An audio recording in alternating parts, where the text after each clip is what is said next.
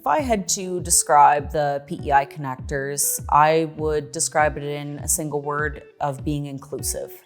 With my position here as kind of an informational source, I guide any clients to the different connections and resources that are available.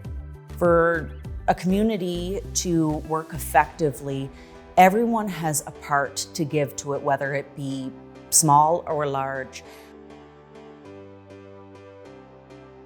Well, my first experience in working with the PEI Connectors was in a joint event that they were doing with UPEI. It was kind of a speed networking event for new grads, and it offered an opportunity for them to network with some local businesses.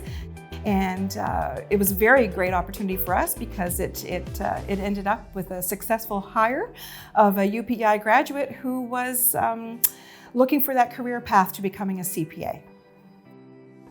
Yeah, so I heard of PEI Connectors for the first time, actually through our involvement with the Greater Charlottetown Area Chamber of Commerce. I think becoming involved as a connector is a really great way to give back to the community. As someone that has lived and worked internationally myself, I know sort of how stressful it can be starting off in a new environment and how important those initial connections that you build can be in establishing yourself.